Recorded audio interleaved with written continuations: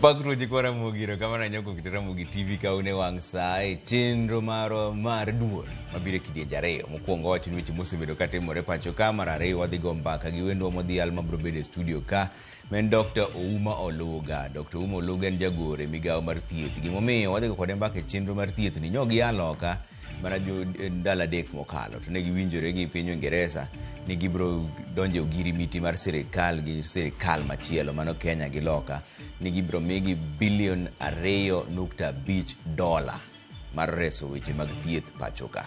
To nitiere ng'ur moro ni bin gidhi chiwo nyinyo kata mana wach mar information ne joloka ma Kenya ka mane mbaka modhi go to wadhi penjo kendo ni pesa ni idhi time nade chenro mage modhi konyo mago kaka jo Kenya mane mbaka mauno go gi Dr. Ouma Oluga. Nitiere ka gi Liz Otieno onyo tindo loko nyinge tindo kene Elizabeth Otieno kendo tinde Liz Otieno Nyarugenya mane jaloko maro mwalimu teacher. An kaka pile nyinga Trevor Ombija jandingo panga jo Nyakach ndendo nombija taya nyakuar guok ocha pesa magi weche manyien ma wan go. Jo Kenya makwan gi hao milion 2 nigi midhiero mar kech kaluwore gi lal mar koth ma okelo oro e moko kuom gwenge. We have seen elections has become a cancerous issue in East Africa, from Tanzania, and now we're going to Uganda in January, and back to Kenya in 2027. Riwruok makedo ne ratich oganda oyango ni yiero madundo nyocha ok otim e yor ratiro kod adieri. Tend riwruok jodong Luo obedo gi lalruok e wi siasa, telo kod dongruok makaluo kendo yiero Injinia Philip Okundi ne nono wach mar tero kambi nuclear Siaya.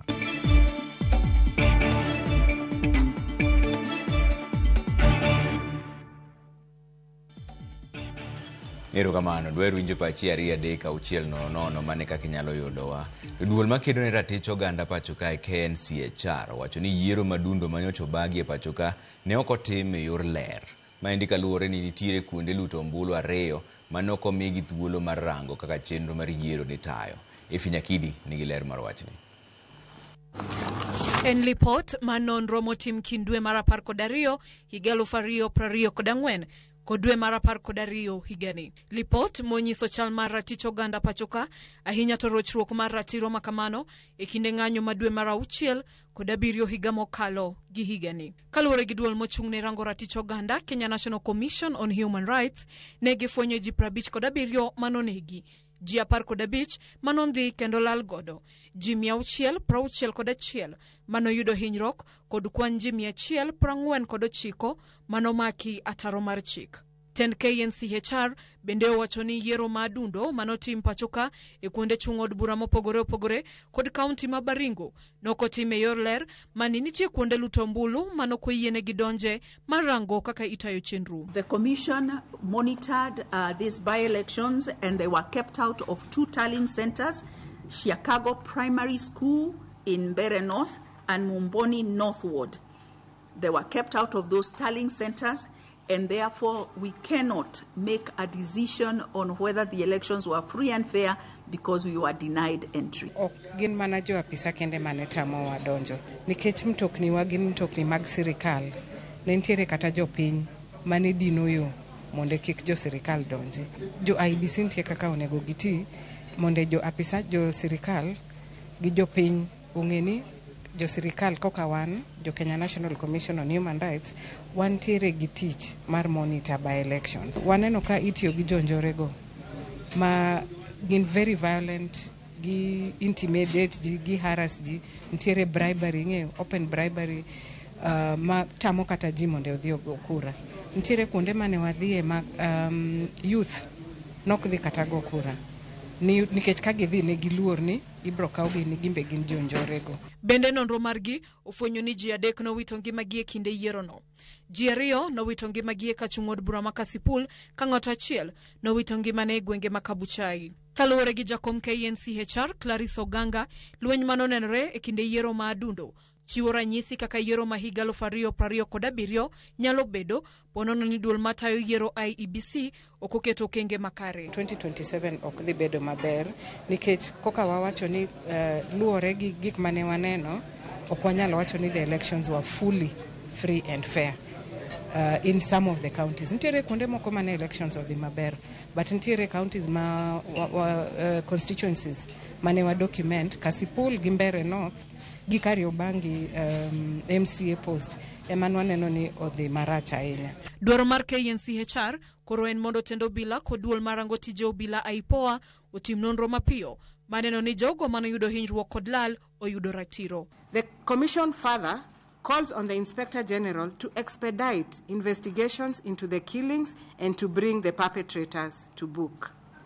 The Commission also calls on IPOA, that's the Independent Policing and Oversight Authority, to expedite investigations into enforced disappearances, torture, and the deaths of citizens in custody, and recommend charges against officers accused of extrajudicial killings. Efinya Kidi, Ramogi TV, Nairobi. Riwruok mar jochiw thieth mar Kenya Union of Clinical Officers ochano chako ng'anyo margi ayanga tarik 23 mar dweni e pacho ka mangima.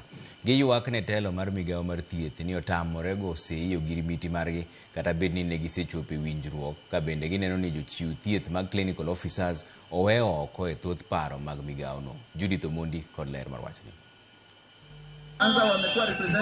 Jokanyo mar riwruok mar jochiw thieth mag Clinical Officers ka otelnegi kod jotelo mag gio bago ng'anyo kendo goyo tach e log tich mar migawo mar thieth giywak ma opogore kama oriwo dwaro mondo mi jatend migawo mar thieth Aden Duale oket sei mare winjruok mar tich magikoni ne giwinjore dweche 3 ma okalo kata kamano pod onindo e log tich mar migawo no. Cycle ya CBN ni miaka 4.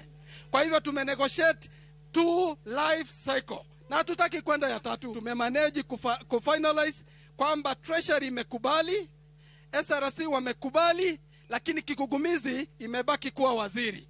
Hii wizara imekuwa ni shamba la wanyama. Kuna wanyama wengine ni sawa kuliko wengine.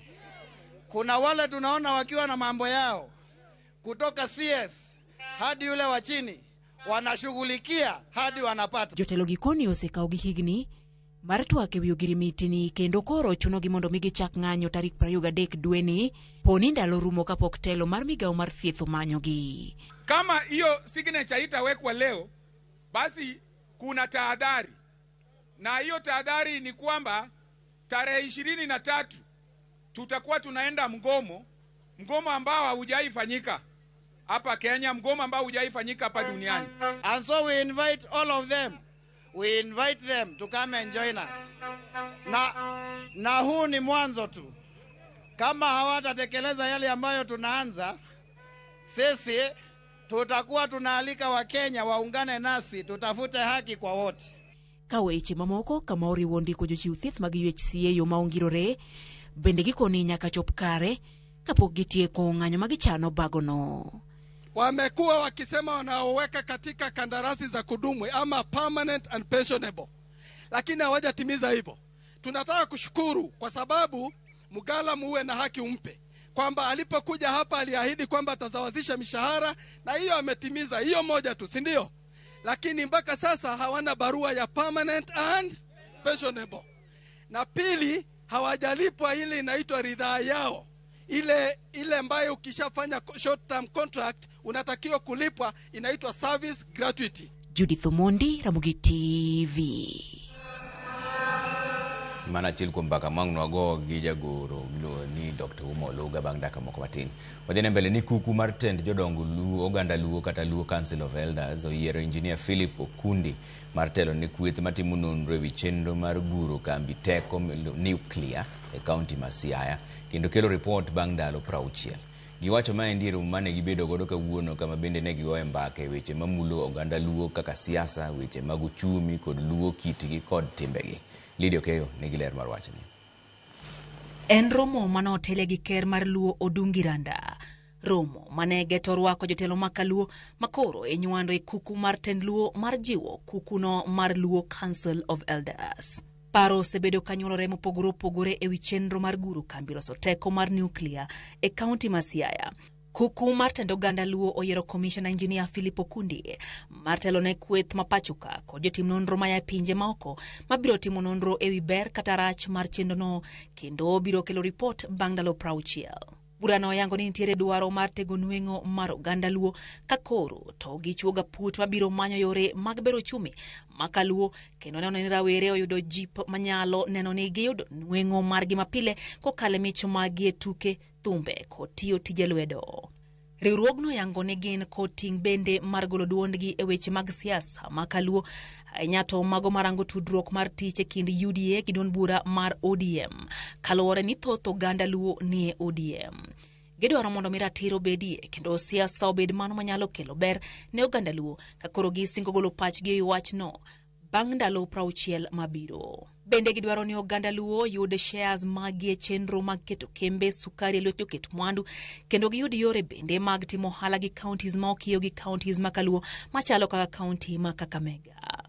Burano omiyo achiel kuom gi ting' mar kawo paro e wi kido kod timbe oganda Luo kendo chiwo ripot bang' ndalo 90 ahinya to e wi keny e kind oganda kod weche tawo liete ahinya to kaluwore ni kapok ne onindo ogai mar ODM Raila Amolo Odinga ne ni kod dwaro mondo mi oganda oik mapiyo kaka yor duoko piny ting' mapek ma familia thoro dong' godo bang' iko. Lydia Okeyo, Ramogi TV, Nairobi. Moko kuom jogo mane odar Buxton Mombasa mar chiwo thuolo ne gedo mar ute ma nengogi oyueyo koro ywak ne duol mochung' ne rango weche mag mibadhi EACC mondo nonane wach mar utego. Ma endi gikoni en bang' kambi mane omiyo orak mar gero utego rem chopo singo mar chiwo negi utego kata kobedo ni gedo margi to ne oserumo ma ji mamoko nono ema koro mi thuolo mar donjo eigi. Gikoni kata bang' od bura mar Senate donjore e wachno pok giyudo dwoko makare.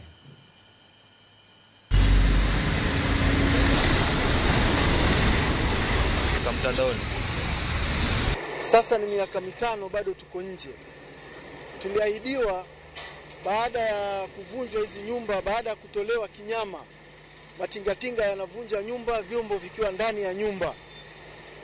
Tukaahidiwa kwa maandiko kuwa baada ya miezi 12 tutarudi. Sisi maskini tunapata tabu katika serikali ya Kenya. Hatujui pesa inakwenda wapi, hospitali tabu, maskuli tabu, kila kitu. Na nchi za nje inajua sisi tunakaa kwenye nyumba za manispaa. Kama hujalipa kodi yako unatolewa kwenye nyumba. Hawafikiri. Lakini sasa mimi nataka uliza hii serikali, kwa nini nyinyi Bwana Ruto nakuambia, kwa nini mnapoteza public funds zetu na economy funds zetu for sudden meetings, unnecessary meetings, and you don't implement anything in this country? Tumepeleka ushahidi wa kutosha kusema kuwa huu mradi ambao umetengezwa ama umetekelezwa hapa Buxton ni mradi ambao umetekelezwa kwa njia ya ukora, kwa njia isiyo wazi, na wale waathiriwa ama wale wakaazi wa Buxton wa kitambo na wakaazi wote ambao wanastahili kupata hizi nyumba sio beneficiaries wa huu mradi. Basodi yu moro machuo kudogo bang' daka matinda nukuse orote maru makamu wachone Trevor Rambi ne familia mar osiep na kendo brother mara Festus Amemo. Eternal rest upon him till we meet again. Manu makamu na kama chielo bende nitiere kae Trevor William Nyadawa kan mawego amor gi weche manyien mag duol. En wach maler ni yiero to ne ok odhi maler. Penjna Dr. Umo Loga ni to piny Ingereza to yudo ang'o e winjruok magin godo mar health ni nikech ok ginyal goyo ohala mar lal. Abro penjo no kwango chopo kaendi no kantie machielo kendo wacho ni mani Dr. Bishop Okoth Okoyo wuod Nyasaga ohero degmo an sigombre aneni maler wan kod Archbishop Dan Okech Ken Nyawara, Archbishop Patrick Ligawa, Archbishop William Ochido Ken Yala to gi Bishop John Mark Godia. Nero kamana ahinya no kantie machielo kendo Trevor Mindi Baba Twins maro njenyo dibene dalili mane wanene yiero madundo nyalo nyiso kit kaka yiero madhi bedo higa mar 2027 en puoch gi pak ne Honorable Pio Wandai kuom tich maber. Erokamano ahinya. Aneno kama tichelo bende nitiere kae ndiere Ramogi TV ma jakom mar boda sako makabondo Migosi Gideon Ochuka wacho ni Trevor imore atimo mos ne lal mar jalendo maduong' Festus Amemo mar Radio Mayienga. Warwako jotendwa kod welo duto e nyasi marwa mar empowerment mar boda ma obiro bedo godo tarik 26 dwe mar 12 higani. Maendi jakom Gideon Ochuka wuod Kabondo. Wuodo bang' daka matin kik idhi mabor ahinya.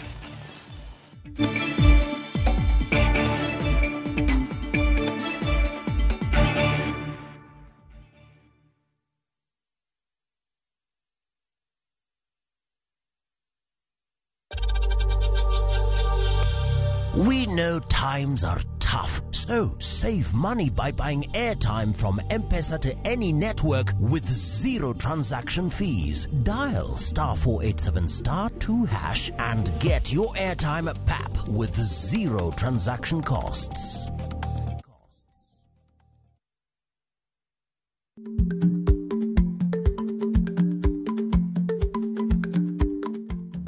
Icha gweno to icha ogwang'. Matiende ni, kapok ing'ado bura ewi wach moro amora, kuong inon ng'ama rach.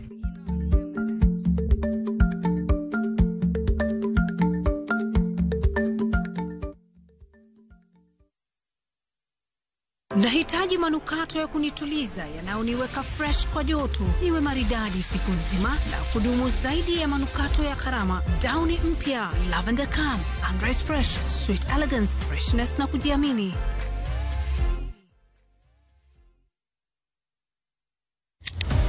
Tich ang'wen ka tich ang'wen, wafwenyo teko mar pok mari. Ochalo like gima nasomo. To nasome polytechnic. Nena inajua kali tu. Kaka kura timeni. Pok opogore. Keto lere wi jogo mapile loko michgi, obedo ohala madhi maber kendo bedo yo mar yuto margi. Tigoni inspiration ayudo kuom jo Masai. Ineno. To ipuonja mondo an be no puonja mondo an be ang'e loso. Ochoko glass, machalo kaka takataka, to wachwakogi, kasto waloso gik mopogore madhi e ute mopogore. Tich ang'wen ka tich ang'wen, saa 2:30 okinyi. Mana e Ramogi TV. Kick by.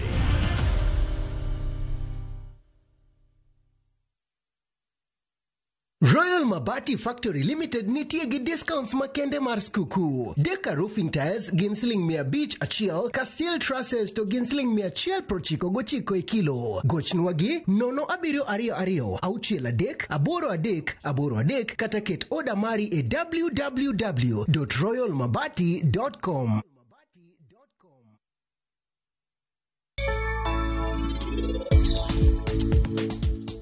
Kata kocha dir kawuono gimoro mara marach meni setimo ka okapar ni biro lokre. Onge gimoro mara ma ni biro loso kae bendi winja. Idona atimango.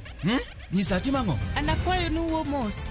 Owinjo koko ka wanie. Dol mana winjo oko kanyo. Awinjo ka gimen mar Sanju gi Pari. En ang'o momiyo gin gidhaw? To bende gin pok giromo ga nyaka nene. Rajiv inwa rekoda. Anya na jarito Pari. Sanju. FOMO? We say no more FOMO. Not when you have happy hour. Download and use my Airtel app or simply dial *544#. Always be in the know. Buy the happy hour bundle today. Now bado tuna grow. Airtel. Teke na Wigo Boda. Chanua Jam, fika on time at the lowest charges in town. Wear helmet and ride in style. Ni safi, ni safe, na ni easy kwa mfuko yako. Wigo, your trusted ride. Download the app now. Ama SMS Wigo to 20425. You'll fike right on time. Wigo, your trusted ride.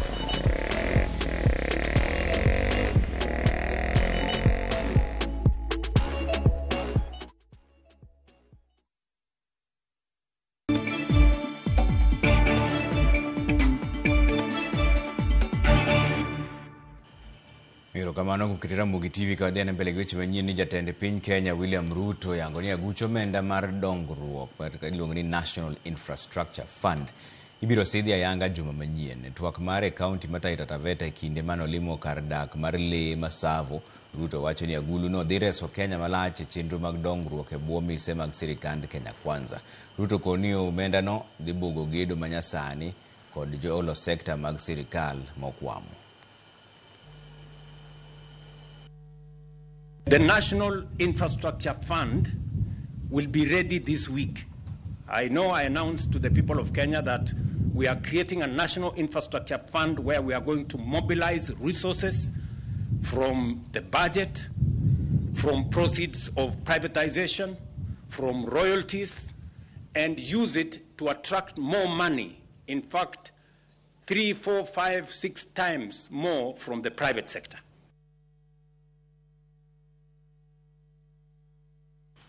Jodito mag sirikal oyango chenro mag dongruok mopogore opogore mane sirikal mamalo chako e kaunti ma Homa Bay. Thothgi dhi ka rumo ka sirikal oyango ni onge chenro mar dongruok mabiro kwamo ma ok otieki.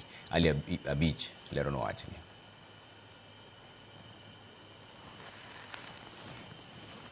Homa Bay mabende ne owalne gi tenge omenda makore lach kaka achiel kuom yone ne dongruok ochopo ne jopiny e kor gwenge. Chenro mag dongruok oting'o yaro lap ndeke makabunde magedo mare osebedo ka dhi nyime kendo muonyo omenda maromo milion 216. Eliud Owalo mane otelo ne apisas mag sirikal enano kaka chenro go eko dhi nyime, wacho ni pek mar tich osetieki lap ndeke makabunde kendo idhi yawe kapok ochopo nyasi mar Christmas mondo ndeke ochak piye. Runway no oserumo.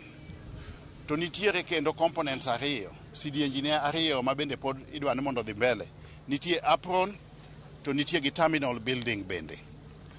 Koro contractor mane kanyo gi Kenya Airports Authority project manager ohakikishawa ni karomo tarik 23 mar dweni kapok kama ji dhie Christmas buro yudo ka ndege koro oseyawe airport no ndeke koro nyalo piyo kanyo. Bende kwethno ne otimo limbe gedo mar apaya makadel Kanyadhiang' mayudore Kachuru bura makarachuonyo mabor mare ni kilomita 67 kendo ne owalne tenge omenda maromo bilion 4 matiko gedo mare. Owalo bende ne okoni gedo mar kar kembe mariwa bende osechopo atamalo 60 kendo kochopo dwe mar 2 mar higa manyien to biro yudo ka gedo mari otieki. Wacho gi contractor mwa winjre kode ni obiro medo ji gi mashinde mutiyogo e ndarano mondo koro tij ndarano odhi mbele ka Kabondo to kendo chako dhi mbele ka kodi koma entie ni bas giromo gang'o giromo gi ediere. Kwa kanyo ne wadhi e KAIPS ma Homa Bay Country Aggregated Industrial Park maburo konyowa korka tero chiemo moa e puodho kendo buro konyowa korka loso tije ni kijende gi joma nyiri bende e Homa Bay County kanyo.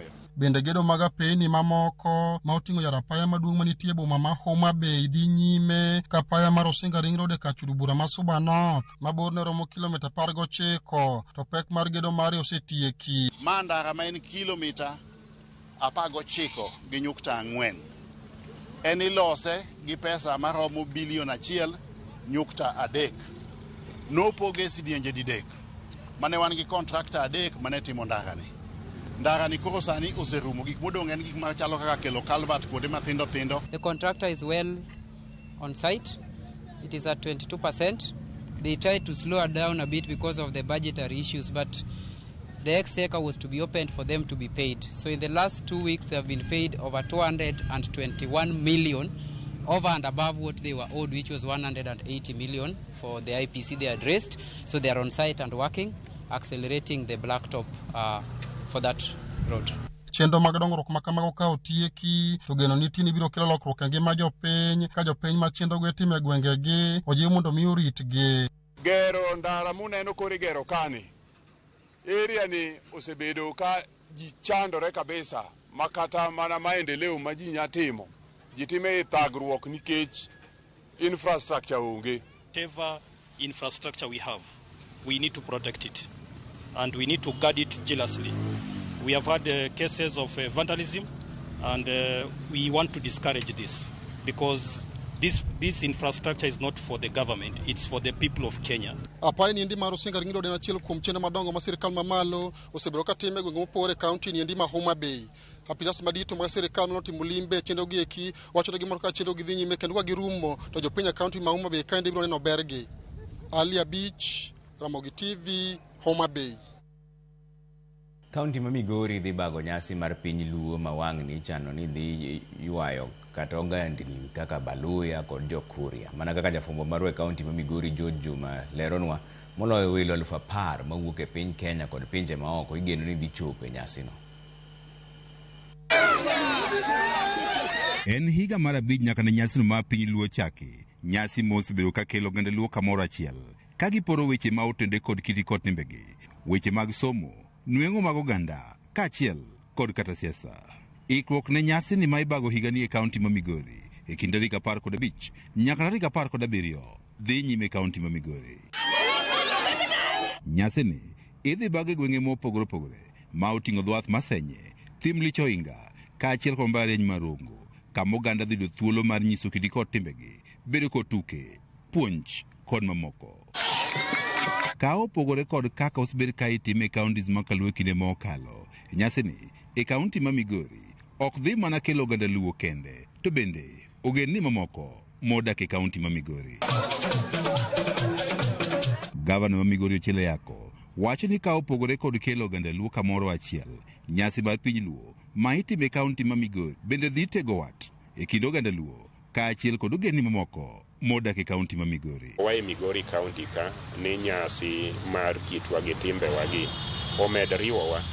Wagombo ni kaka wan joluo, kaka wapuonjore kendo wamedo ng'eyo kaka wan jogo mwadakgo ma libamba bende wang'eyo kaka gin kodwa, gin bende ging'eyo kaka gin kodwa, ma gikone kwe gi hera mogundho gi wat mopoto nomedre nikech sherehegi.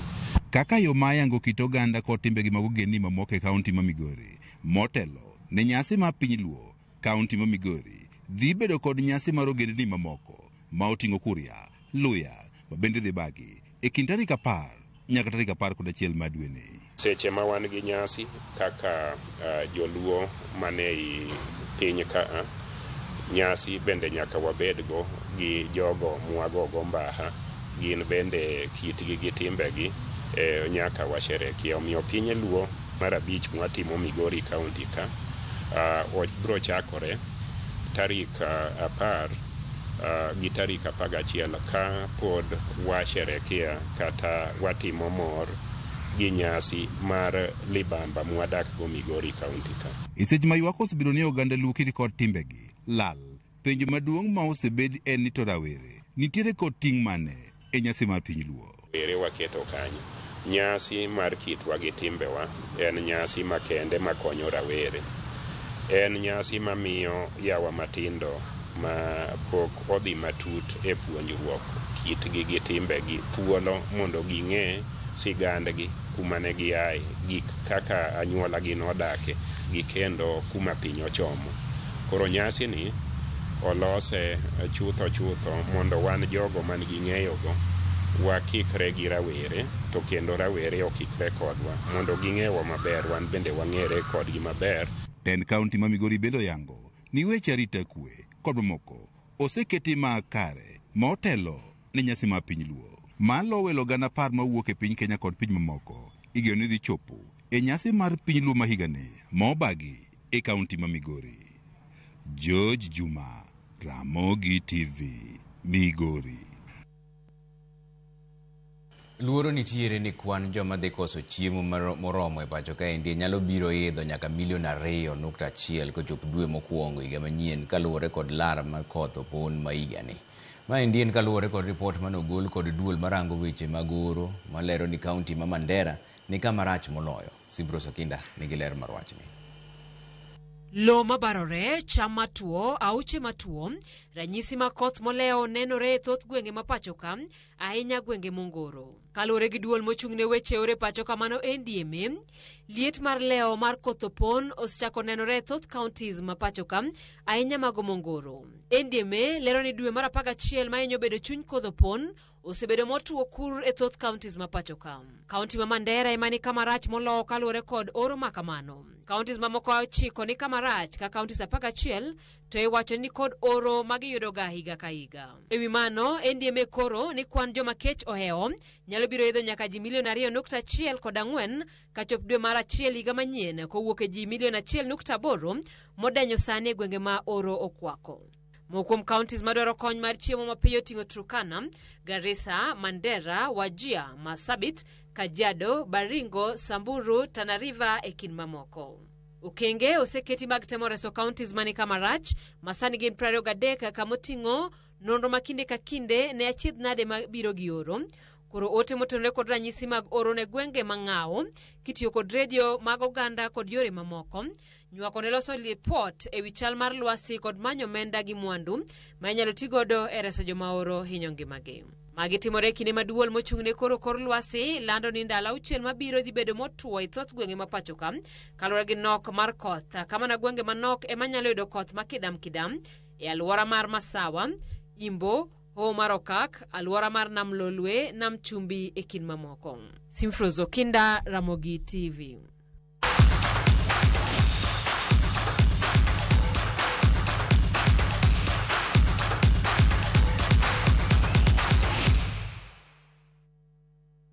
Wanonyo chimak tuke ni joloche season mokalo tuke adhula league maduong' pacho kae Police FC chwero ne Gor Mahia loya tok chikore kendo donje thuolo mokwongo chung mar timbe. Kogalo nitiere thuolo mar ariyo tok AFC Leopards kayo gi e tugo mar Mashemeji Derby mane obagi alap manyayo Jumapil mokalo. Club mar Posta Rangers komachielo chier kendo yudo loch ariyo moluwore tok loyo club mar Nairobi United gonde 2-0 nyoro. Rangers no mako thuolo mar 4 points maromre gi club mar Kakamega Homeboys. Shabana gi Tusker tiyo thuolo 6 mokwongo. Club mar Sofapaka yudo ka PM Pek ka nyaka sane gintiere thuolo mar 16 gi points 12. Murang'a Seal mogoyo tach alap mar St Sebastian Park nitiere thuolo mar 17 e kinde ma Kariobangi Sharks to yulo e thuolo mogik gi points 8 kende. Jojo! He's on a form of his life. Iliyotoka kwake Caleb Onilo Kalweso alikanyaga upepo pale pale. Transition ya haraka from defending to attack. Looked at Olorana chumak tuke ni piemo mako mache league mapiny mar adhula National Super League ka club magoyo tache county ma Migori Youth FC nigi lek mar donje league maduong' pacho ka endi kum thuolo mokwongo.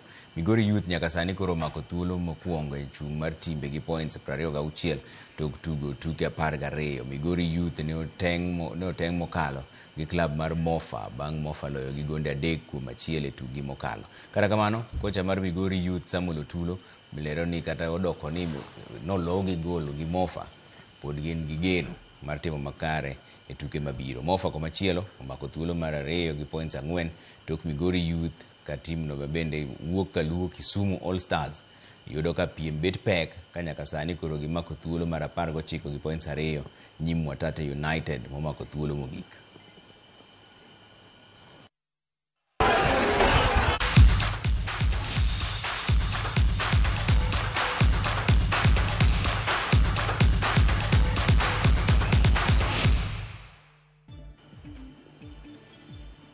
Wadhi yumor machuok duogo to mbaka gi Dr. Umo Luga men jagoro e migawo mar thieth. Wadhi winjore ni to ncha gi aloka machiegni apa ni ndalo 3 mokalo kata ndalo 4 mokalo. En winjruok mane gibedo godo gi joloka to pesa go dhi konyo nango gidhi keto pesa go kanye ma mbaka modhi go bang' daka matin gi Dr. Umo Luga jagoro mogirore e migawo mar thieth mabe osechopo e studio wakae. Wanere bang' daka matin.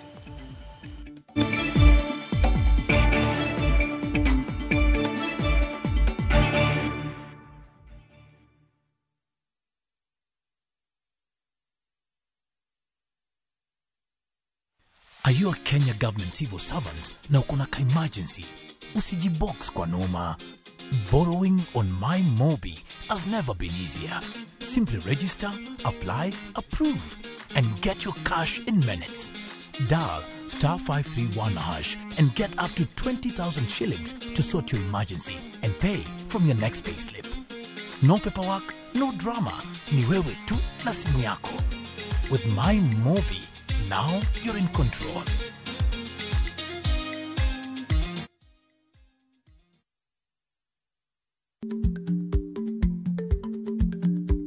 Chako chon loyo dhi kajuoga. Ma tiende ni bedo gi ikruok momondo geng'o masiche kod midhiro mang'eny mabiro e ngima dhano.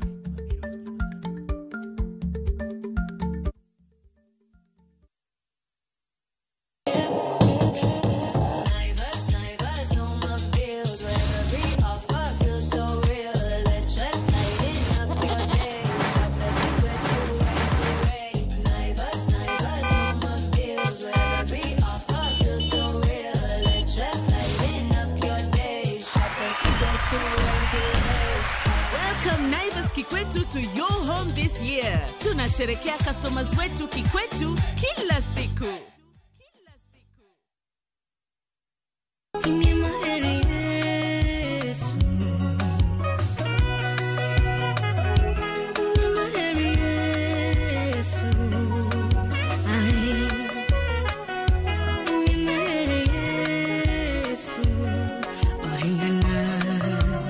Opakro kida keto wengi kaka sikiza kilimari. Idiyo *811 *406#. Paramogi TV ema choko wawa duto.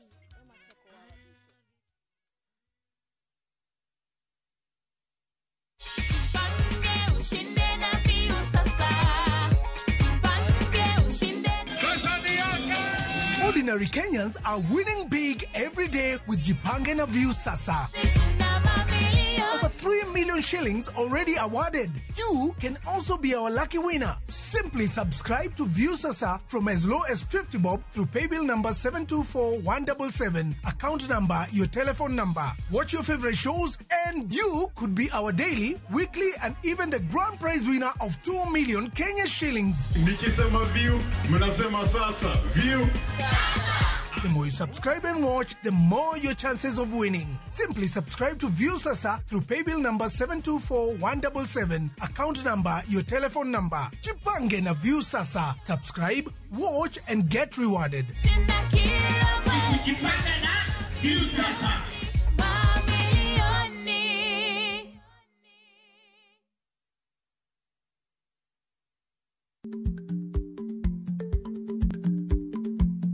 Jarik ni jamuod nyoyo gi goyo. Matiende ni dhi matek maok inono maber samoro nyalo miyo ng'ato midhiero.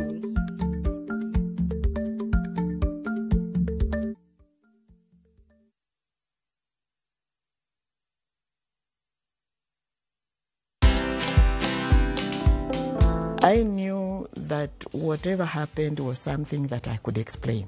In fact, I thought I was going to explain, but then the whole thing just went south, and I just got drowned in it.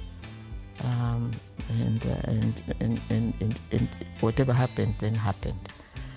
But resilience, that one I should thank God.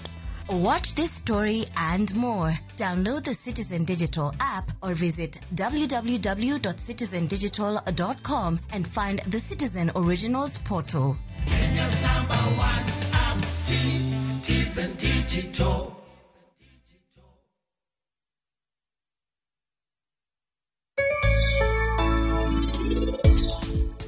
Kata kwa chadir kawuono, gimoro mara marach meni setimo ka, ok apar ni biro lokre. Onge gimoro mara ma ni biro loso kae bendi winja. Ivana atimango. Nyisa atimango. Anakwayo nuwo mos. Owinjo koko kawanie.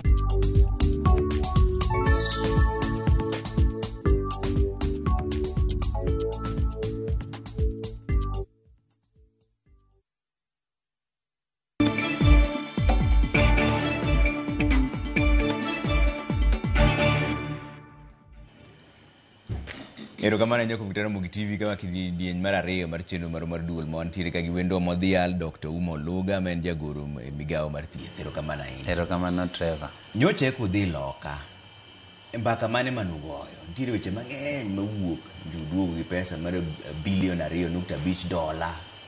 Moko be ntie ma jot loka ema golo, umbe ntie moko mugolo. Nen mbaka mane tang'o muduogo go pacho. Erokamano Trevor, kendo amoso nyikwara mogi no imre uru. E wach mar Amerika wach ni asebete kuom higa achiel. Kane jo Amerika owacho ni koro gin gichungo chiwo mane gimiyo Kenya. Mano ne tarik 20 dwe mar achiel higani. Ma mibadhi nomako jowa kabisa. Ma ji mang'eny nogole tich. Kuonde kaka Kisumu nochako bet kuonde makuyo mataon odok makoro kata kuonde mane ji miele gi mor koro ni nono. Nikech programs mane ikelo gi jo US ko okaw kuom migawo mane waluongo ni USAID. Ng'eny gik mane gitimo mabende ne geng'o kata thiedho kute mag ayaki, malaria, TB. Ng'eny gi king'iyo 70% ni mana korwa kocha dala. Koro wachno ne wakawe matek, kendo an achake kanyo kawa wuoyo gi jo Amerika ndalono. Kwa penjo gi ni to koro ma gigi uchungo, to koro ibo tim nang'o? Ndalono noyudo ka nitie yedhe moko mane nie Kenya kae. To nikech yedhe go ne nie lwet joma ok gin sirikal. Jogo be wacho ni jogi osechunga, koro an ok anyami yadhni. To nyithindo kaka karwa kacha yudo ka Kisumu Russia kacha nitie juma achiel moro mano ka pok abet kata jagoro, to ane mane an director. Koro adhi kanyo to ayudo ka nyithindo onge kata yath, to yath to nitie Kenya ka. Koro ema nwachako wuoyo kodgi ndalono ma nasebet kaluwo wachno, kendo ago erokamano kabisa ne jatend piny ma oluor ker marwa ma en William Samoei Ruto, nikech nomiya thuolo mondo aendelea wuoyo gi jogi, kendo nomiya jiwo mondo amed ng'iyo kaka weche mane odhi makro gika ochung' mondo duogi. Ma wasebet kwa wuoyo kodgi kane romo dwe mar 8, to koro wachako wuoyo kodgi officially.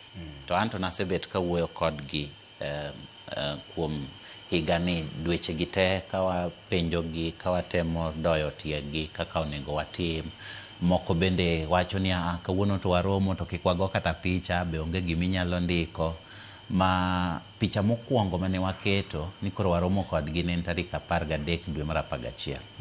Koro kane wadhi kuno to gima duong' mogik en ni mondo wayud pesa mondo weche mag thieth ma ne timre ka oduogi. To koro kane wadhi to wachako wuoyo kodgi, wa negotiate ma pesa mang'eny molo kata kaka ne wayudo chon. Nikech kane chon kane USAID ne nitie ka to ne gimiyoga $350 million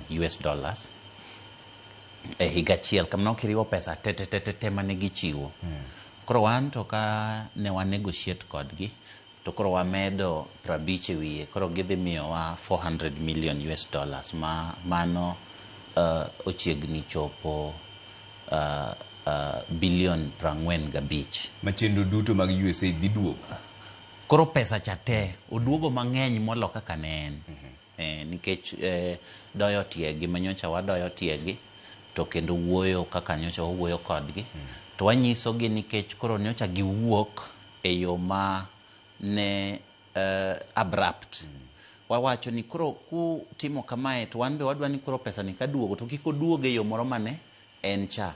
Nikech yo moro mane en cha ema nokelo chandruok gi. Ma in gi yath Kenya ka to kinyal miyo jatuo yath, nikech yath ni e lwet ng'at mok en sirikal.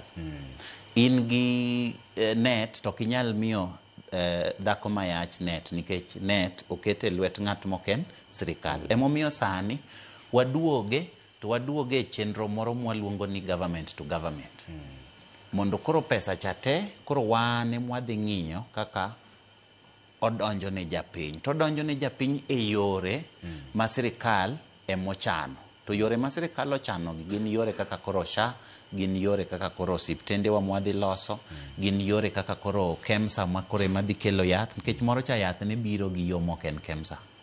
Koro yath to ne chopo ne ji maber, to koro kaka nong'ade tiyudo ka ne nitie tulo moro matin. In fact, nadhi e osiptende mang'eny yo dalawa kocha, kaka nadhi Kunya ni Siaya, nadhi Migori, nadhi kamoro ni Makalda en Nyatike. Kanyo iyudo ka kanyo kaka Makalda osiptal nitie, to nikech jok mane support osiptal ni chulo gi jo USAID, nikech kaka koro ne gichung' jothieth onge, mano dakteche, yedhe to nitie, koro onge kata ng'ama mi jotuo yath. Koro nwapenje to jotuo gi nyocha dhi kanye. Ma mane gima ne chando chunya kabisa, ma koro waduoke yo ma koro sirikal ema koro dhi kelo gigi te, mondo ka gima kama ochako timre to koro ok wabed gi chung' moro manyocha wabed gocha. Asto wakele yo moro ma bende dhi jiwo gik ma sirikal timo, mondo wabed gi gima waluongo ni sustainability kata continuity. Kamano. To gini en gowi, en hola kose en kony? Gini ok en gowi, ok en pesa mwaholo. To gini bondo ok en mako siep, en friendship. Ma wawacho ni oyo wariure kamoro achiel mondo watim gini, nikech Amerika osebet osiep Kenya kuom higni mang'eny, to kendo wasetimo gik madongo. Kata mana sani jowa mang'eny ma nie ma chamo yath mar kute mag ayaki, karibu 1,300 gin jok ma yedhe go tata Amerika mosebet ka nyiewno ma bende nyaka wagone giero kamano. Gisebet ka gitimonwa maber kata mana weche mang'eny mag malaria, net manyocha wamiyo ji kata mana spraying ma koro wariembo suna. Jo Amerika mosebet ka konyowa. Koro wasebet osiep kuom higni mang'eny. Emomiyo natemo doyo gi ni to higni 50 mosebet osiep gi. Tiang' wawita kama. Emomiyo giwacho ni oyo wawinji waduogo. To kakoro waduogo, ok waduogo ni koro ena kony kende. Koro waduogo ni wamakre kamoro achiel. Koro waduogo ni ya sirikal mar Kenya keto pesa to gin be giketo pesa. Koro ken pesa gi kende. Nikech giwacho ni kopo ni udwaro ni mondo waket pesa ni mondo donj ei sirikal, mondo uti kode, to un be nyiswa uru pesa u. Mamano bende e gima natimo mondo mi sirikandwa ma Kenya kata treasury, makanyo bende agoyo ne jatelo marwa ma iluongo ni John Mbadi, nobire meeting, nane nagone simo. Awacho ni nitie jo Amerika moko kaya, atemo dotie gi kabisa, to nonyisa ni olugabo sapoti. Ma nobire meeting, ane nagone simo. Chieng'no nonego be nodhi e bunge, to wacho ni wach ni en wach maber. Koro biro, to owacho ni koro en bende kaka treasury oboketo pesa. Ma wan jo Kenya bende waketo pesa. To higa mokwongo waketo bilion 10. To higa mar ariyo waketo bilion 20. Higa mar adek waketo bilion 35. Aso higa mar ang'wen waketo bilion 50. To gin bende koro giketo. Koro watimo niya, ka giketo 2/3 to wan waketo 1/3. Koro wapoge didek. Koro gin giketo 2 kuom 3 to wan waketo 1 kuom 3 mondo wati kamoro achiel. Mondo koro giwach niya, mondo wachop kama koro wan bende wanyalo chung' kendwa mondo jowa wami thieth kata ka Amerika koro onge. Ingini un jo mosomo samoro gini uwinjo gi e yo mopogore.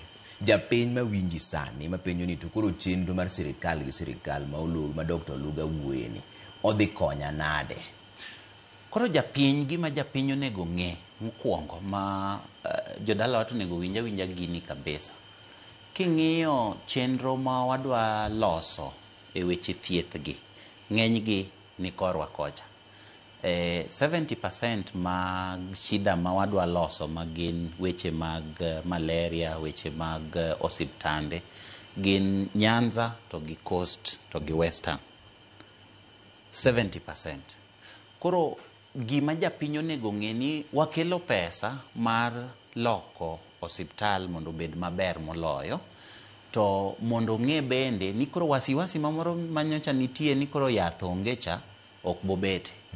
To gima wadwa timo sani bende nitie gik moko ma wadwaro jiwo mondo bed maber. Kaka nitie weche 4 mwaketo. Mokwongo nitie jowa ma onge gi kaka gichul thieth.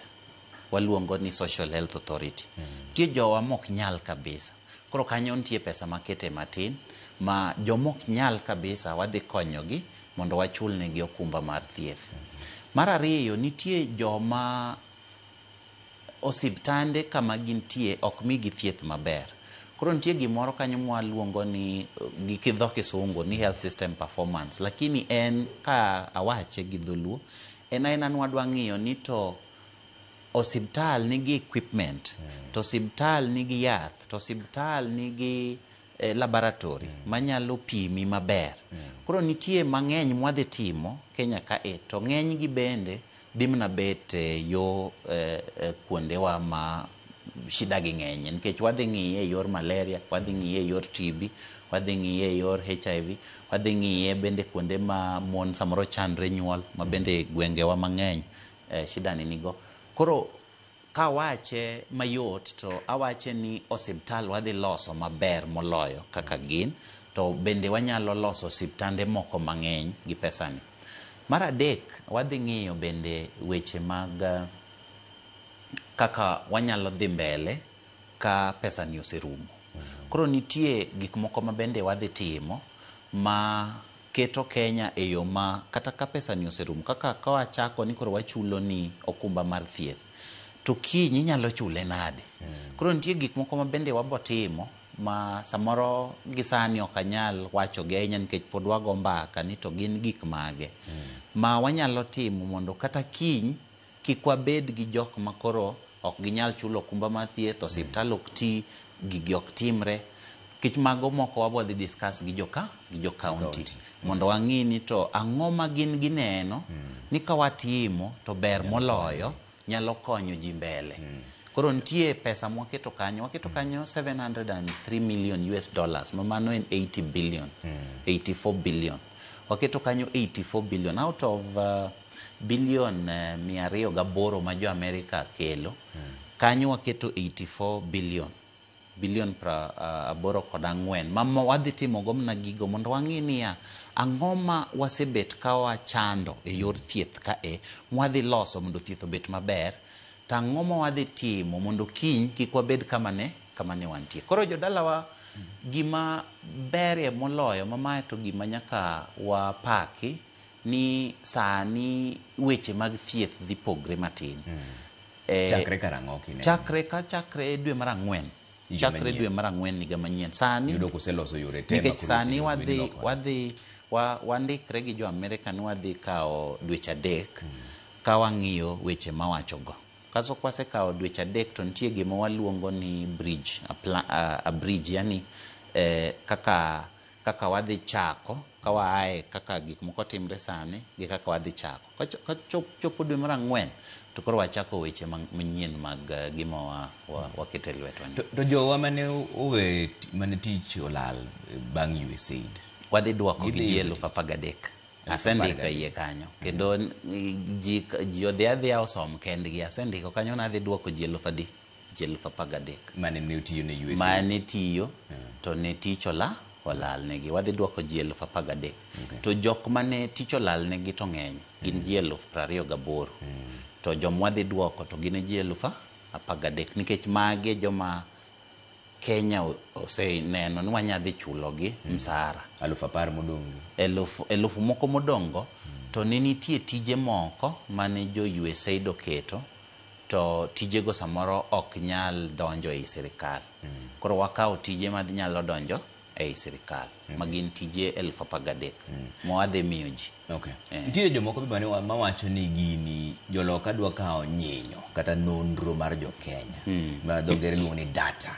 Buse winjuru kodgi yo maber ni nitiere nyinyo moko magidhi yudo mar jo Kenya ka? Wawinjre gi jo Amerika yo maber to kendo adwa lero ne jo piny ni kik gibed gi luoro moro amora e weche ma iwachre ni nyinyo idhi kaw kata nitie nonro moro midhi timnwa e yo moro marach manyalo ketho Kenya. Jo Amerika wasebet go kwatiyo kuonde mang'eny kata kidhi e gwenge Kisumu kata Siaya kata Migori gisebet ka gitiyo kuondgo to siptende ma ineno ka gin kuondgo kata kompyuta manyocha oketi gi jo NGO to jogi nyocha giyudo gigi to ok gine giti kodgi e yo moro marach nikech iyudo ka wan gi chike Kenya kae manyiso kaka nyinyo nego beni tiyogo. Koro sani wakawo gigi te sani koro gigi ni e lwet sirikal koro ok gin e lwet ng'at moro amora. Emomiyo nyocha giwinjre kodwa ni in amiyi pesa to nyaka inyisa ni to pesa mamini ithiedho ji adi, pesa mamini ji adi moyudo yath mar malaria miwacho cha, osiptende adi mikete laboratory, kanye migero titiyo gi pesa no nade. Koro mage nyinyo mawawacho, mage data mawawacho nikech ok inyal miya pesa to aori supermarket ni to dhi timna shopping tanyisi ni dhi nyiew na chak, dhi nyiew na sukari, dhi nyiew na obuolo, to kibiro to kidwa miya receipt to receipt no dong wacho no obuolo $2,000 sukari anyiew $1,000. Koro mane nyinyo kech wawacho ni the data en iboti kode implementation mar the gimawa winjruok ma wasebedo godo. Koro nyinyo ni ok en nyinyo ni koro ni nyinga ni oumo luga ni koro yin koro jo Amerika somo kacho ni oumo luga ni nyocha ni gi nyach. Mano ok timre kamano. Ok mano gima ok timre. Koro ka gini wuok e osiptal to mane kama entie kochopo malo kucho to koro wagolo data no te. Koro wan mana gi jok manyocha wathiedho kaluwre gi kaka wawinjre kae. Bana nikech mondo ong'e ni to pesa mwatiyo go cha watiyo kode yo kaka ne wawacho ni wadhi tiyo kode nikech jogi bende gin gi taxpayers kocha, gin gi joma chulo osuru. Joma chulo osuru go bende oyiero jomoko kocha e parliament iluongo ni Congress. Congress no be nyaka ng'e ni to Kenya manyocha wamiyo bilion 200 gitiyo gi onadi. Koro nyaka wamigi gigo. To kinyal mana wacho ni athiedho kanyo mon manigi ich onyuol kama ni mano bilion 3. Nyaka ong'e ni mon man gi ich go gin adi. To ang'o manomiyo othiedhgi kamano. Adima otimnegi kata oyang' tadima onyuol e yo makare. Koro mano en mana nyinyo manyiso niya watiyo e yo makare, itiyo gi pesana kaka adwaro, to in bende atiyo gi pesani kaka idwaro. Gimiwacho no dongere lunga ni aggregated data. En data momakore majumla madhi mbele ok matindo tine kanyo. Jolony wacho ni nitiere kaka inyalo en mana data kaka koro ineno idhi go kura tiwacho ni ng'ane oyudo kura makama. Ok dhi wacho ni olugo gocho ne ng'ama kama.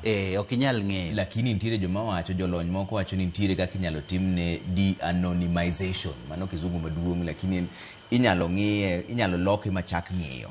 Ni mae gima Trevor en jaigni marom kama, mae namba mare, mae kama nothiedhi. Mago joma temo tero gine yo matut. Koro ineno nyinyo mwadhi miyo jini, ok en ni koro ging'iye ni thiedhi kacha to ging'iyo kaka itime. En gima wane manyaka wa download to wamiyo gi. Emomiyo kacha wandiko ni provide, ok wandiko ni access. Ing'e ni access opogre gi provide. Provide tiende ni ane makawe tanyisi ni by the way magi jok mana tiyogo e dwe mokadho. Mamino en. Ok ni duogo ng'iyo kendo chien kode. Ok en ni koro ni in gangochi moro kamoro mopondo ming'iyogo gima timo. Ok en kamano. To kare gin giyudo ang'o ma giyude gini? Koro penjo ka ni joloka ok nyal timo gimoro mar ohala mar lamo. Mano mana chich mar jo Kenya. Ineno joloka gin osiepe jo Kenya e yore mang'eny. Joloka gero nwa kata na airport Manda Bay Kilifi. Ang'o ma giyude? Joloka osetimo nwa gik mang'eny. Jo military wasani ginyiewo negi mtokni. Koro mar health ni ok gima duong'e malich ma gisetimo. To jogi gin jok mang'iyo gik mang'eny. To osiepe gisebet kodwa. To Kenya en osiep gima tut nikech Kenya konyo gi ng'iyo gik mang'eny Afrika kae. Koro yudo ka nitie gik moko ma bende giyudo ma gine gik ma beyo negi. Tiyudo ka wan bende priority wa ema beronwa. Koro mar ariyo en ni ing'e ni sani Amerika bende nyocha temo wuok e ot maduong' ma waluongo ni WHO cha. To WHO ing'e ni ema sani nyocha collect data te. Koro data te makata ji wacho ni nyocha ok washiagi, data gi te washiaga gi WHO nikech yudo ka polio ni piny moro amora to nyaka ishare gi WHO. Ka in gi tuo moro amora mar Ebola kata mana joma wamiyo kute mag yath mar kute mag ayaki nyaka wami WHO. Emomiyo yudo ka WHO nyocha wacho ni Kenya doctor patient ratio chal kama yani king'iyo dakteche to king'iyo gi lakteche to king'iyo gi jopinyu ne gi calculate mana kalure gi gik ma wamiyogi. Koro yudo ka jogi nikech koro giwuok e ot maduong' ni gin be gidwa ni gitim gino kendgi. Mane gima duong' ne gie moloyo. Mane gima duong' ne gie moloyo mondo gin be gibed niya nikech koro ok gidhi ng'iyo mar WHO cha gin be gibed gi ma ging'iyo. To onge wach nikech gigi already wasebet kwa miyo WHO. Already wamiyo ga WHO pile kata mna kawuono ka nitie dhako monyuol to shida moro yude especially ma bende samoro wawito nyaka wami WHO. Kendo mano ni e chik. Koro gigi wamiyo ga WHO te. Koro gik mwadhi miyo WHO gi in fact matin ne mwadhi miyo Amerika. Maonge wach moro ni ng'ato nego bed gi luoro ni nyinge kata idhi som kamoro ni en gi tuo mane kata ni koro gigi di tigo yo moro marach. To waketo chike nikech kapod ok gitiyo gi data mwamiyo gi nyaka gikwawa. To kapod ok gigolo report moro amora ma kata giwacho ni gini nyiewo miyo wan mondo watigo kama to wadwaro tiyo kode kamae bende nyaka gikwawa. To nyaka watim bende gima luongo ni approval. Approval no nyaka tim gi data commissioner ma bende noseng'iyo girwa no mogo etik nikech en ema noyienwa ni gini ber dhiuru mondo usain. Koro nyaka watim bende approval gi Digital Health Agency ma ane ma jatelo mani kanyo report to me mondo wang'i ni gini en gima ber ne Kenya kae. Koro kwago kwano nikech neno ni onego beni gimiwa bilion 2.5 dola. To ne giwacho ni iye kanyo gidhi golo mana bilion 1.7 dola to Kenya dhi golo milion 850 dola. Ema kwano pesa ni dhi akanyi. Koro pesa ni midwaro kumo ni margi to kuma gidhi golo koro ni pesa marwa ni modhi ago. Bas koro pesa marwa ni dhi akuomwa wan jo Kenya. Nitie pesa ma nyaka koro wachiw koa taxes ma parliament nyaka keti. To bende nitie pesa ma jopiny nyaka gol ma mano to wadhi golo through SHA iluongo ni Social Health Authority. Koro onge gimoro amora mwadhi medo, onge gimoro amora mwadhi kwayo ng'ato mopogre gima nitie sani, onge gimoro amora mwadhi nyisi ni ing'e ni koro nyocha wadhi Amerika koro tim kama hapana. Gima wadhi nyiso ji e Kenya kae ni donji e okumba mar thieth miluongo ni SHA. Kise donji e okumba mar thieth miluongo ni SHA to chul kari monego bedni ichulo. To kopo no kinyal to wabo biro mondo wanena adier ng'ani ok nyal to wabo chulo ne. Kanye mwabo gole pesa mwamedo go koni. To winjruok maru ni en mar higni 5. To bang' higni 5 ang'o matimo? Koro bang' higni 5 waneno ni bang' higni 5 wabo yudo ka koro wasetimo gik moko ma koro chalo ka gima wachung' kendwa maber.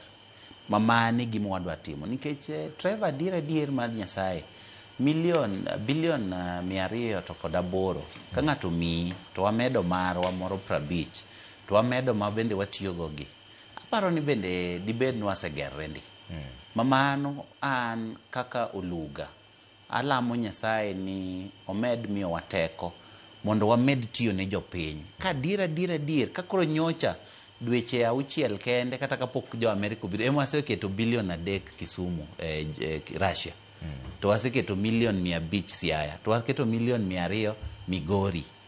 To koro sani omiwa moro ni. Koro kwa chake maber adier higni 5 ka watiyo gi pesa ni maber.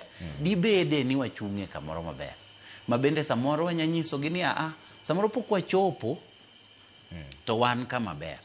To gin bende nyocha ka winjo ka Marco Rubio wuoyo. To Marco Rubio nyocha wacho ni bang' higni 5 kata 6 kata 7 kata 8 mano tiende ni en be wiye ng'eni nyocha wije maber. En be wiye nitie kamoro kanyo oseng'iyo ni chalo ka gima jogi to pod wadhi bodhigo mbele. Ok nya yudo pesa gino kaka ne giparo. Ok nya yudo pesa no mapiyo kaka ne giparo. Aparo ni gin be gineno ni bang' higni 5 pod osiepgi Kenya okorumo. Nikech unya bet kata nuchopo kanyo to wacho ni jogi to gin osiepewa pod wadhi mbele kodgi matin nikech nyocha bende gidwaro ni mondo pinje mamoko ma oluorowa mondo ong'i ni to wan to watimo gini nade nikech gihero kaka Kenya tiyo. Imulo gimoro ne udhi ng'iyo kaka osiptende tiyo. To aneno ka ng'ato bende penjo ka ne umre uru penjna ne uru daktari kaka ute thieth inyalo losi ni mar gin matek ahinya. Lakteche magwa onge gi huruma kata jotuo tho mostly kodonjo emergency koni. Inyalo los gini nang'o? Kaso chako penjo machielo bende ni tire joma ni marach mok nyal thiedhgi nikech pok gitimo chudo. Penjna jagoro kaka inyalo los kaendi oganda wani matek. Mago penjo 2. Mokwongo wach mar lakteche gi kaka gitiyo gi jopiny mondo mi jopiny oyud thieth maber. Iwacho ni udhi ng'iyo kaka osiptende tiyo. Mana achiel kuom weche mudhi ng'iyo ni ng'ato kobiro ni dwa manyo thieth koa koro bet e bench kanyo chakre piny ru to piny imre to onge kata ng'ama oseneno. Trevor gino chanda kabisa to mane gima dwa loso e Kenya kae ma alamo Nyasaye ni mondo oyie alos gino nikech jowa mang'eny chandre yudo ka gidhi osiptal to osiptal onego keti yo ma jatuo nyalo luwo ma jatuo ok oyudo kendo chandruok ei osiptal. Jatuo already nigi rem. Koro wadwa lose ma kidhi kacha to iyudo thieth maber, to nitie gik moko mwadhi timo ne dakteche kata mathiedho ji. Nitie kaka sani e wach mar Amerika ni wadhi yawo retraining te mar ng'ata manie osiptal. Wadhi puonjogi kendo mondo walok pachgi kaka onego bed ni githiedho jatuo. Nitie kanyo ok dhi maber, ma kanyo ta yie gi japiny nikech kanyo ok dhi maber. Ting'e ni an awache gi jingo nikech nyocha telo ne jok mathiethogo, koro ang'eyo gima wacho maber. Nitie kanyo wadhi loke. Koro nitie training moro mwadwa timo miluongo ni simulation, mang'iyo kaka jatuo onego thiedhi. Kata kapok ing'iyo kaka idhi yeng'o, ng'iyo kaka jatuo kende onego thiedhi. Kanyo wadhi loso maber. Aso mar ariyo en osiptendewa kaka nigi gik moko ma ginyalo rango go ji kaka laboratory kata x-ray, mago bende wadhi medo. Kendo kanyo to openjo maber, to mane achiel kuom gima wandiko kanyo nwadhi timo. Nitie ng'ama chek penjo ni penj na daktari ni to ji UHC issue cha pok ondik gi permanent kaka ne giwacho. Wach no dhi molal. Jowa wach no dhi molal nadi. En emo dhi molal nikech koro chamo pesa mang'eny. Ng'ano nopognwa mar Christmas. Jogo wasechulo pesa mang'eny kabisa. Jo UHC. Wachulo gi on permanent and pensionable. Penje sani gochne kopo nokocham ka pesa ne ok olokre September. Kama pok olokre September kar ok en UHC. Nikech nyocha medo gi salary double. Kora chulo gi permanent and pensionable kaka SRC.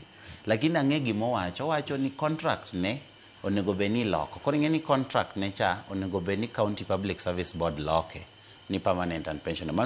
Mano ok tij oluga, mano koro tij county. To kiny wan gi meeting, gokinyi kabisa wan gi meeting, president oluongo governors te ma wach no idhi wach. Higni 5 gi chenro ma koro nudho winjoru godo loka ni, ineno ni ang'o madhi lokore malich ahinya ma idwaro ni maendi ema jopiny onego ng'igo wang'i ka piny ni Dr. Luga ni wacho nwa Ramogi TV ni winjoru to mae gima dhi loko. Ang'o ma koro dhi lokore? An aneno gima dhi lokre maduong' kabisa en kaka ithiedho japiny e osiptal. Mane gima dwani mondo jopiny okonya to an bende akonygi to loki kaka ithiedho japiny e osiptal. Mane gima ni chunya kabisa, mane gima nyocha kwayo ker mar Kenya kae ni oyie watim gino. To mane gima en bende osejiwa ni mane gima japiny nyaka winji ni lokruok nitie. Nikech kata kichulo SHA, ma bende wanyiso jopiny ni mondo chul SHA, kidhi osiptal kacha nyaka thiedhi maber. Mane gima wadwa loko kabisa. To ang'e ni ok en gima nyalo lokre kiny. Ang'e ni ok en kata gima nyalo lokre dwe achiel. Nikech iyudo ka higni 50, iyudo ka nitie jomoko mosetiyo to osetiyo gi paro moro mok ber. Paro manyachon. To mane gima wadwa loko kabisa. Higni 5 gi mane gima wadwa loko.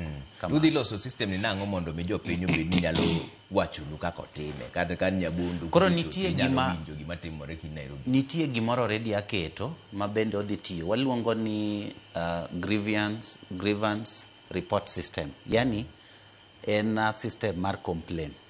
Mwadhi yudo go complaints mag jopiny te kamoro amora ma gintie. Koro waselose to pok warole out. Koro nyocha kana donjo ayudo ka complaints ng'eny to aneno ni mondo mi japiny omanya Facebook, ki omanyo ng'ato Twitter, wayud kaka jopiny nyalo nyisowa gigi te. Mano gima waloso sani. Mano gima part of. To mae to en kata mar Amerika. Ma nyocha waloso, nyocha kwayo jo World Bank mondo kony waloso system ma jopiny te nyalo miyowa complaints gi. Koro waloso gimoro ni GRS, Electronic Grievance Reporting System.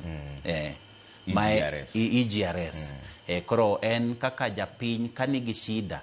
Kata ka daktari moro ineno kok dhi maber to ise diyo gimoro kanyo inyiso Luga ni ananeno kaka ok tera maber to nitie kaka report no dhi to bang' dakika 5 kamae to ng'ato se respond.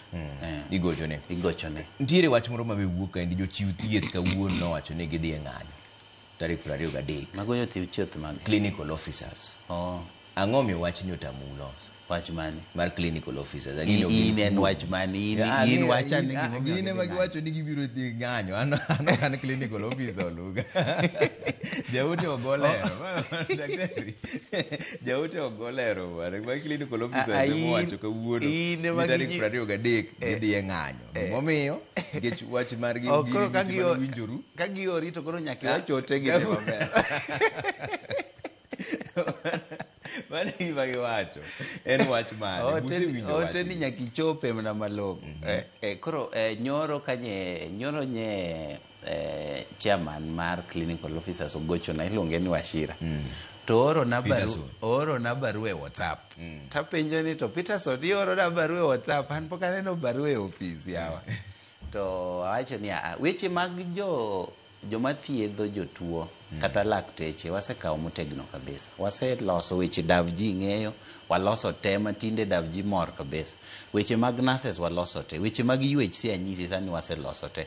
Koro margi ni akang'e ni en wach mane lakini wadhi lose. Giwacho ni oku mak lwetgi kaka mako lwet dakteche.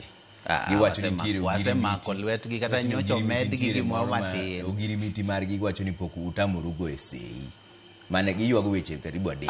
Mokwongo girimiti giwacho ni pok uketo sei. Mano CBA.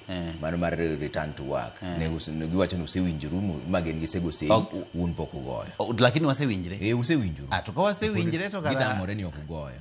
Gidwaro ni gibedo apenji ginyisi ni wasewinjre. Mane kaka ne giwacho. To kara mano kara ere ang'o mantie pok ugoyo pok ukete koku. Wanyalo winjore kodu kama to pok ukete koku. Ing'eni mano tok ka gi yor tich kocha to mano to tije waziri. Jagoro moro en waziri to jagoro makora kocha iluongo ni Mary Mudhoni. To nikech ang'eyo weche mag union gi kabisa kendo ang'e gi tiegi kabisa. Samoro ing'eni ka sirikal pok oketo koke to nitie samoro wandiko barua kata treasury mondo treasury onyiswa ni ket koki kae nikech koro waseloso pesa. Tiyudo ka sani ing'eni budget iloso ga kosesome dwe mar 6 to chakre dwe mar 7. Aso kendo nyaka yud supplementary budget nikech ing'eni kiketo gimoro amora e koki to tiende ni pesa. To pesa no wan migawo mar thieth ok wathedh pesa. Wan be wayude mana ir Mbadi kocha. Koro ing'eni nyaka wanyis Mbadi ni ajogi nitie gimoro kae waneno ka wayiere kodgi ni ber to koro nyaka wanyis Mbadi ni to inyakonyowa. To samoro osechopo ire kocha to wacho ni rituru matin an be samoro nyaka wuoge parliament. Mano koro karatandi. Koro atondi be nyaka ng'ini an be wang'iya ne gigi kaka chal mondo kaduo kaduoku. Koro yudo ka samoro nikech ang'eyo weche mag union gi maber, yudo ka samoro mane kopono Wachira kata Gibore owacho ni waseyiere. To gineno ka waling samoro mane gima timre. To ok wanya bet ni kech sirikal kodagi gimoro to sirikal bo nyisi no dagi. Sirikal ok nya dagi gimoro kod to ling. Kaka an wuodo luga ka dagi gimoro. Tabo nyisi ni ma to oyo ma ok watim. Koro adhi soma ne gima no nyisa no mondo aduok ni wach nikech koro ne giori. Ne gioro Judith Owoni. Aduok ni wach. Tarik 1 mano chiegni ndalo 8 mokadho kata ndalo 7. Ncha ini odiochieng' mar hango tuo mar ayaki. To noyudo report ni chal ka gima kute mag ayaki gidwa landore ahinya kendo nyithindo matindo moloto koa kuom mine kadhir nyithindo.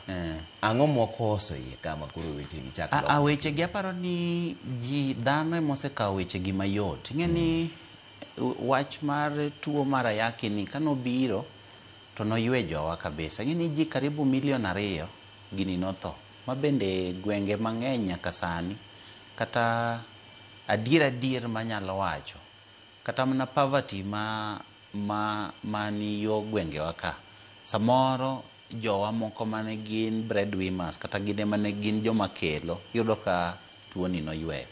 To ing'eni kech koro yath nobiro kane koro romo higa mar 2000 kae to kendo ka koro biro nyaka 2005 2007 kae koro yath nobiro maber masani jowa mang'eny nie yath. Karibu 97% nie yath. Kendo gina kaka in gi an ma bende wawacho ga ni kidwa ng'eyo ng'at man gi kute ting'iya kaka chal nikech oko chal mopogre koda koro nikech koro ji nie yath to koro gidak e ngima maber. Aparo ni koro wiwa ochako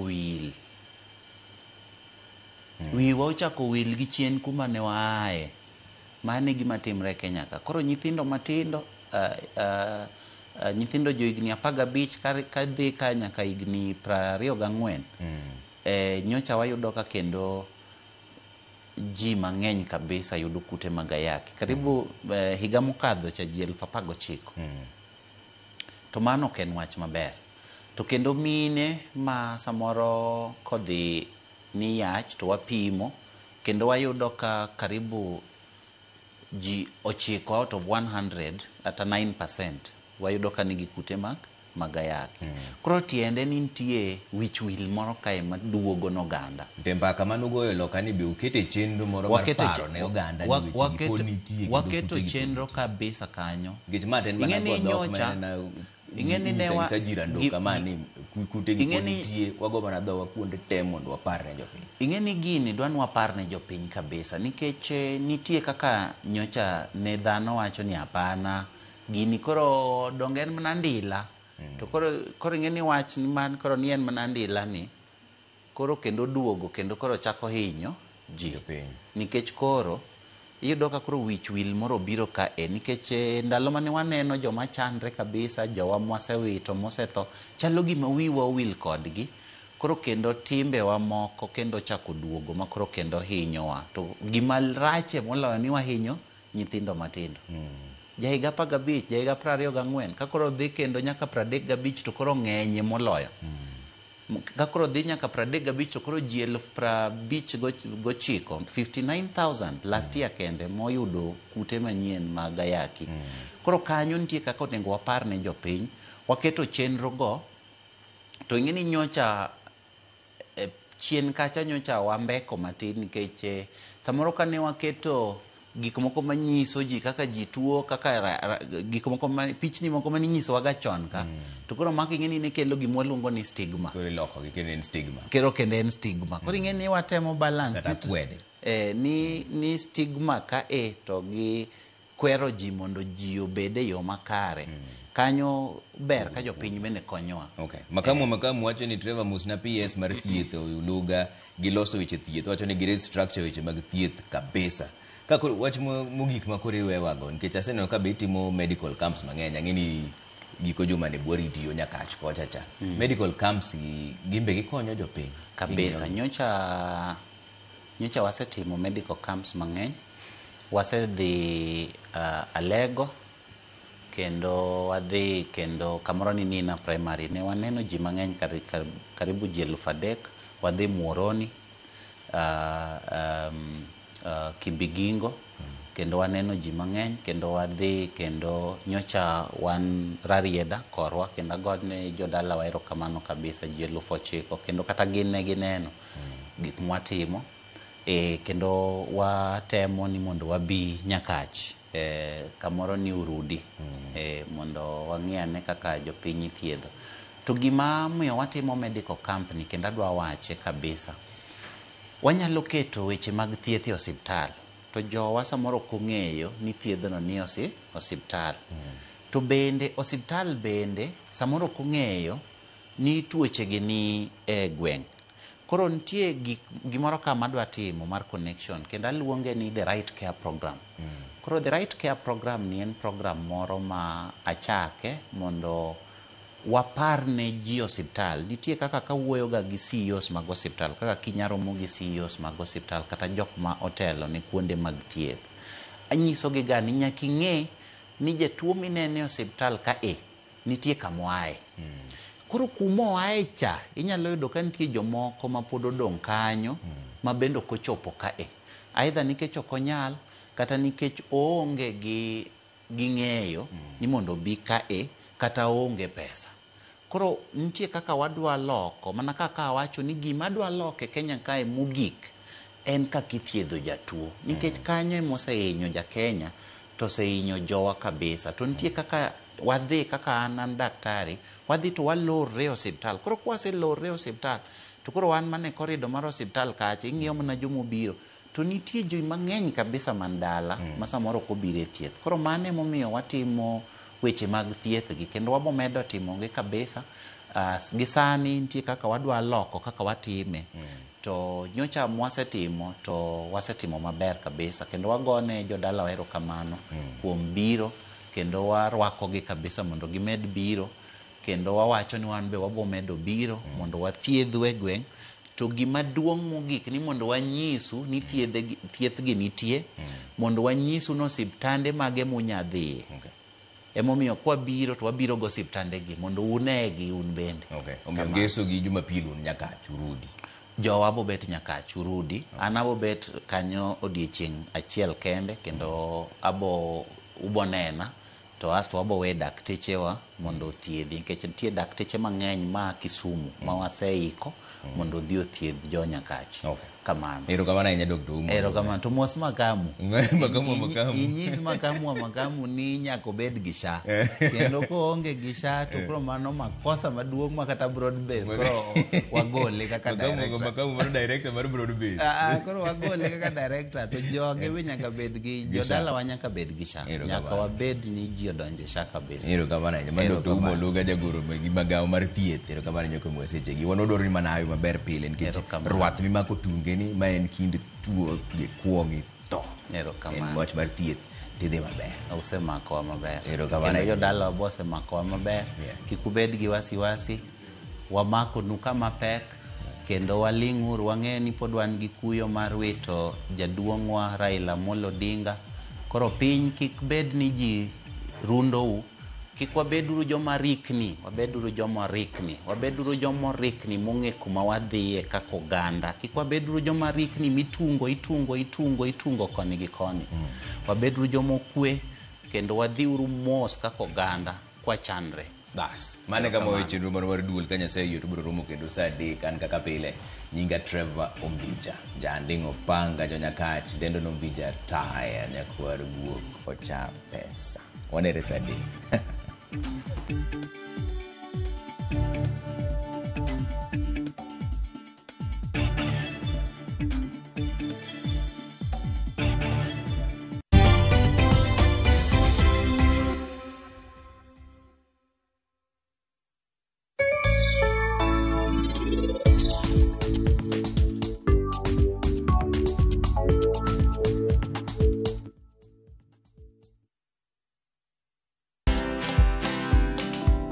There's stigma. Remember that when your customer is approaching you, they are first of all skeptical, so you get bullied.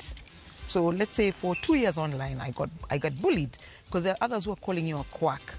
Others will call you names. Others will persecute you. You know, when you walk into a doctor, you don't start asking them, how do you know? What's your qualification? When they say to you, you have an ovarian cyst, they say, how do you know? Where did you go to school? But me, when people come to my shops, I have this condition and I'd like this. And then you give some kind of diagnosis, you make a comment, they say, how do you know? Did you study pharmacy? Are you a pharmacist? Watch this story and more